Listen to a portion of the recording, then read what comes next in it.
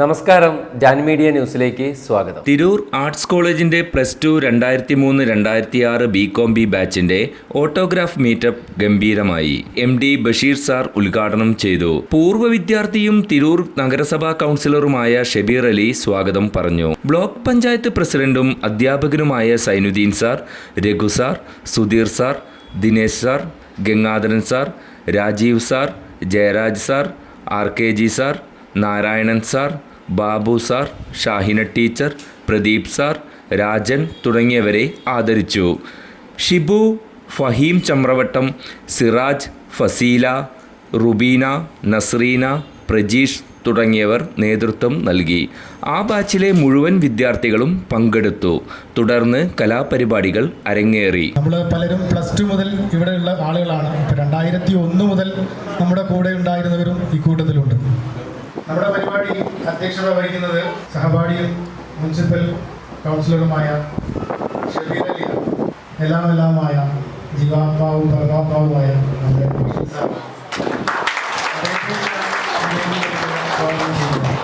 വളരെ സജീവമായിട്ട് പരിപാടിയെ വളരെ വർണ്ണാഭമാക്കി തീർത്ത കൂട്ടുകാരെ ഒരിക്കൽ കൂടി സ്വാഗതം ചെയ്തിട്ടുണ്ട്. എൻ്റെ കടമയിലേക്ക് പരിചയപ്പെടുത്തേണ്ട ആവശ്യമില്ല. തിരൂരിലെ പാരലൽ രംഗത്ത് മലപ്പുറം ജില്ലയിൽ ആകെ തന്നെ അറിയപ്പെടുന്ന സ്ഥാപനമാക്കി ഈ ആർട്സ് കോളേജ് എന്ന സ്ഥാപനത്തെ വളർത്തിക്കൊണ്ടുവന്ന അനുഭവമാണ് ബഷീർ സാർ എന്നുള്ള രൂപത്തിലാണ്. മറ്റൊരു പ്രത്യേകത കൂടിയുണ്ട്. എൻ്റെ ഒരു വോട്ടറും കൂടിയാണ് ബഷീർ സാർ. ടീച്ചറും ഞാൻ ഉൾപ്പെടെയുള്ള പിന്നെ എൻ്റെ വാർഡിലെ ആളുകൾ പിന്നെ താമസക്കാരാണ് എന്നുള്ളത് വളരെ സഹായകമാണ്. നല്ലൊരു കർഷകൻ കൂടിയാണ് അദ്ദേഹം. ഞാനെപ്പോഴും പിന്നെ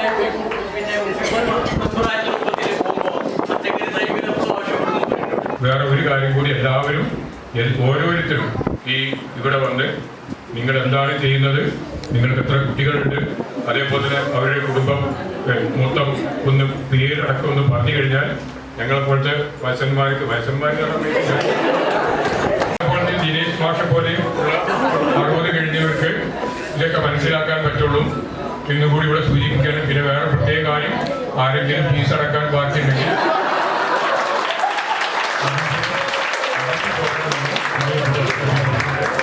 എല്ലാവർക്കും നല്ലത് വരട്ടെ. ഭാവിയിൽ ഇനിയും അങ്ങോട്ടുള്ള യാത്രകളൊക്കെ മംഗളമാവട്ടെ എന്ന് ജഗദീശനോട് പ്രാർത്ഥിച്ചുകൊണ്ട് നിർത്തുന്നു. നിങ്ങളിൽ പലരെയും ഞാൻ സ്ഥിരമായി കാണാറുണ്ട്. പേരൊക്കെ പലരുടെയും അറിയില്ലെങ്കിലും എല്ലാവരെയും കണ്ടാൽ മനസ്സിലാവും. പിന്നെ എനിക്കൊക്കെ ഈ പാരലൽ കോളേജിൽ പഠിപ്പിച്ചതിൻ്റെ നല്ല ഗുണം കിട്ടിയ ഒരാളാണ്. കാരണം ഞാൻ തെരഞ്ഞെടുപ്പിൽ മത്സരിച്ചത് എൻ്റെ നാട്ടിലല്ല എന്നുള്ളത് എൻ്റെ പഞ്ചായത്തിലുമല്ല. സ്വാഭാവികമായിട്ടും പിന്നെ ജയിക്കുന്ന ഒരു സീറ്റാണ് എന്നുള്ളത് കൊണ്ട് എനിക്ക് കുറച്ചുകൂടി എന്താ പറയുക ഷുവറായിട്ടുള്ള ഒരു സീറ്റാണ് തന്നതെങ്കിലും അവിടെ ചെല്ലുമ്പോൾ എനിക്ക് ഉണ്ടായിട്ടുള്ള ഏറ്റവും വലിയ ഗുണമെന്ന് പറഞ്ഞത്, അവിടെ പോകുമ്പോൾ ഒരു 4-5 വീട്ടിൽ കയറുമ്പോൾ ഒരു കുട്ടിയെങ്കിലും നമ്മൾ പഠിപ്പിച്ച അല്ലെങ്കിൽ നമ്മളെ കോളേജിൽ പഠിച്ച കുട്ടി ഉണ്ടാവും. അപ്പോൾ സ്വാഭാവികമായിട്ടും അതിൻ്റെ ഒരു ഗുണം, ആ കുട്ടി ഞങ്ങളെ മാഷാണ് എങ്ങനെയാണെന്നൊക്കെ പറഞ്ഞു കഴിഞ്ഞാൽ അടുത്ത ആളുകൾക്ക് കൂടി ഒരു ക്യാൻവാസിങ് ആയിട്ട് രാഷ്ട്രീയം ഒന്നും നോക്കാൻ അങ്ങനെയുള്ള മക്കളാകുമ്പോൾ നമ്മളെ മക്കളാകുമ്പോൾ പിന്നെ അതിൽ പൊളിറ്റിക്സ് ഒന്നും നോക്കൂല. അതിൻ്റെ ഒരു ഗുണം എനിക്ക് തീർച്ചയായിട്ടും കിട്ടിയിട്ടുണ്ട്. പിന്നെ ഒരുപാട് നമ്മൾ പുരോഗമിച്ചിട്ടുണ്ട്. നമ്മുടെ മക്കൾ നമ്മളെക്കാൾ വിദ്യാഭ്യാസം നേടി. ഞങ്ങളെക്കാൾ വിവരം നിങ്ങൾക്കുണ്ട്, നിങ്ങളെക്കാൾ വിവരം നമ്മളെ കുട്ടികൾക്കുണ്ട്. ഇല്ല എന്ന് പലരും പറയും. പുതിയ വിദ്യാഭ്യാസം എന്ന് പറഞ്ഞാൽ ചില നമ്മളെ പഴയ എന്താ പറയാ പണ്ടത്തെ ചില അധ്യാപകരൊക്കെ പറയും ഞങ്ങളെ കാലത്തെ 10ാം ക്ലാസ്സാണ് വലിയ 10ാം ക്ലാസ് എന്നൊക്കെ പറയും. അല്ല, നമ്മളെക്കാൾ എത്രയോ വിവരമുള്ള കുട്ടികളാണ് പുതിയ തലമുറ. കാരണം നമ്മൾ ABCD പഠിച്ചത് 4ാം ക്ലാസ്സിലാണ്, അവർ പഠിക്കുന്നത് LKG-ലാണ്. അപ്പൊ അവർക്ക് തന്നെയാണ് വിവരം കൂടുതൽ. ഓർമ്മണ്ട, നമ്മളെന്നും അന്നാളും മുന്നാളുമായിരുന്നു അല്ലേ? അന്നാളും മുന്നാളുമായിരുന്നു നമ്മളെന്നും. ഞാനിവിടെ വരുമ്പോ എങ്ങനെ ടീച്ചർക്ക് ഒരു പണി കൊടുക്കാന്നുള്ളതില്ല ഗഫൂർ കയറി വരാം. എങ്ങനെയെങ്കിലും ഒരു 5 മിനിറ്റ് ലേറ്റ് ആയിട്ടേ ഗഫൂർ വരുള്ളൂ. പിന്നെ ചോദിച്ചു കഴിഞ്ഞാൽ എന്താ നേരം വൈകി, ഞാൻ ലേറ്റായി അങ്ങനെ പറയാം.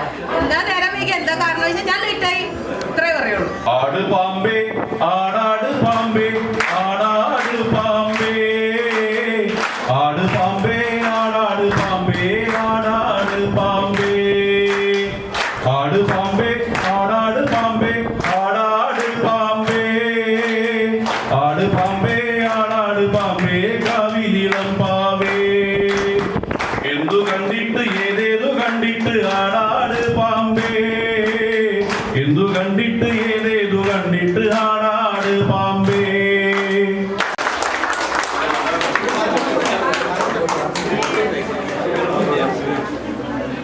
കണ്ടതിൽ വളരെ സന്തോഷം.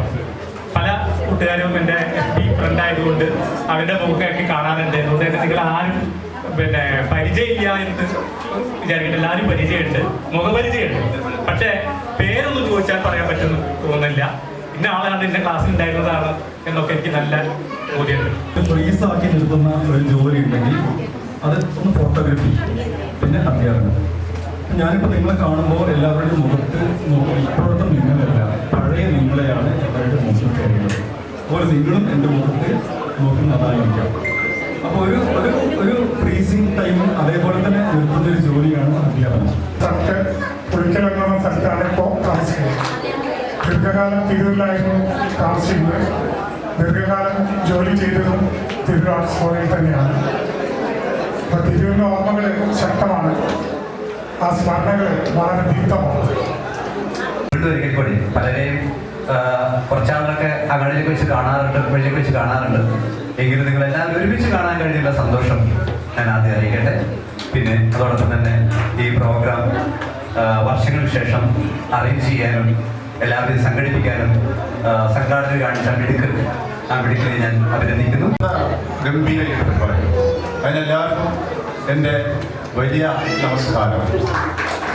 ഒരുപാട് ഗ്രാൻഡായിട്ട് പിന്നെ ഇവരെല്ലാം പറഞ്ഞ പോലെ തന്നെ പല മുഖങ്ങളും ഓർത്തെടുക്കാൻ വലിയ പ്രയാസം. കാരണം 10-20 വർഷത്തെ പഴക്കമുണ്ടല്ലോ. അപ്പോൾ അത് ഞാൻ പിന്നെ കാണില്ല. ഇവിടുന്ന് ക്ലാസ് കഴിഞ്ഞാൽ ഞാൻ കാര്യം പറയാൻ ബാബുഭാഷ പോലും എനിക്ക് തിരിച്ചറിയാൻ കഴിഞ്ഞില്ല. ബാബുഭാഷ മുകളിൽ വന്നപ്പോൾ ഞാൻ ചോദിച്ചു, അല്ല ബാബുഭാഷ എവിടെയാണ്? അതുപോലെ തന്നെ ഒരു 10-14 വർഷം മുമ്പ് നിങ്ങളെ പഠിപ്പിച്ച അധ്യാപകരെ ഓർമ്മിക്കുകയും നിങ്ങളെല്ലാവരും കൂടിയുള്ള ഒരു ഗെറ്റ് ടുഗദറിലേക്ക് അവരെ ക്ഷണിക്കുകയും ചെയ്തതിന് ഇതിൻ്റെ എല്ലാ സംഘാടന പ്രവർത്തകരോടും പ്രത്യേകം നന്ദി അറിയിക്കുകയും ചെയ്തു. സാധാരണഗതിയിൽ എല്ലാവരുടെയും മനസ്സിലുണ്ടാവുന്ന ഒരു ആഗ്രഹമാണ് ഈ ഒത്തുകൂടുക എന്ന് പറയുന്നത്. ആ ഒത്തുകൂടുക എന്ന് പറയുന്ന ഈ ആഗ്രഹത്തിന് വഴിവരുന്ന ഒരു സംവിധാനമാണ് വാട്സപ്പ്. അപ്പോൾ ആരെങ്കിലും ഒരാളെ വാട്സപ്പ് ഗ്രൂപ്പ് ഉണ്ടാക്കുകയും കാണുന്ന ആളുകളെ മുഴുവൻ അതിൽ അംഗങ്ങളാക്കുകയും പിന്നെ കിട്ടുന്ന നമ്പർ അയച്ചു കൊടുത്ത് എല്ലാവരും ഒരു ഗ്രൂപ്പായി വളർന്നു വലുതായതായിരിക്കും. അങ്ങനെ ഈ ഒത്തുചേരലിന് എന്താ പറയാ നിർണായകമായ പങ്ക് വഹിച്ച ഏതെങ്കിലും 1-2 വ്യക്തിത്വങ്ങൾ ഇതിലുണ്ടായിരിക്കും.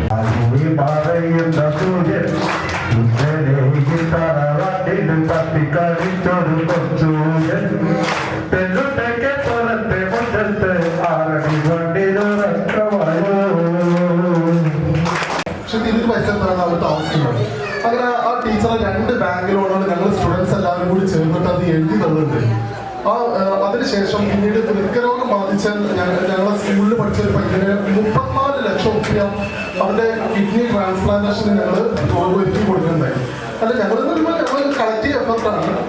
അപ്പൊ പലതുള്ളി പെരുവെള്ളം നിങ്ങൾ നൽകുക. അപ്പൊ നമ്മുടെ കൂട്ടത്തിൽ എന്തെങ്കിലുമൊക്കെ തരത്തിലുള്ള ബുദ്ധിമുട്ടുകളൊക്കെ ഉള്ള ആൾക്കാരുണ്ടെങ്കിൽ നമ്മൾ എന്ത് ചെയ്യുക, അത് രഹസ്യമായി നല്ല രീതിയിൽ ചർച്ച ചെയ്തിട്ട് നമുക്ക് ഗ്രൂപ്പുകളിൽ നമുക്ക് എല്ലാവർക്കും കൂടി അവരെ സഹായിക്കാനൊക്കെ പറ്റും. വിശേഷിപ്പിക്കട്ടെ, നമ്മൾ എത്ര കാലം കഴിഞ്ഞാലും കുട്ടികൾ തന്നെയാണ്. പഠിപ്പിച്ച കുട്ടികളായി തന്നെ കാണാനാണ് എപ്പോഴും എനിക്കിഷ്ടം.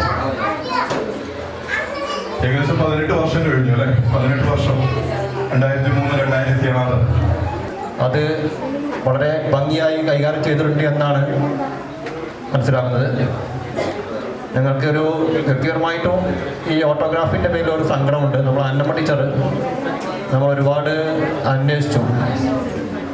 ആ ടീച്ചറെ മാത്രം നമുക്കിവിടെ ഈ സ്റ്റേജിലേക്ക് എത്തിക്കാൻ കഴിഞ്ഞില്ല.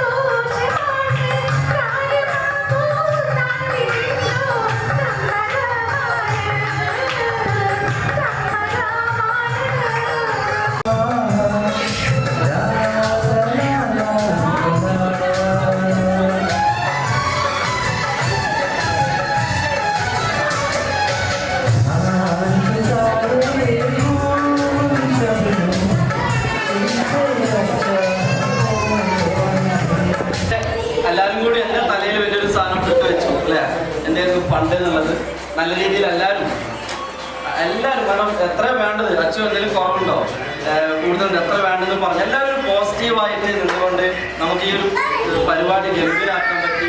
നല്ലൊരു കൈയടി നിങ്ങളുടെ ഭാഗത്ത് ഉണ്ടാവണം. പിന്നെ അടുത്ത ലെവലിൽ സമയമില്ല എന്നൊക്കെ പറയുന്നത് സമയം എല്ലാവർക്കും ഒരുപോലെയാണ്.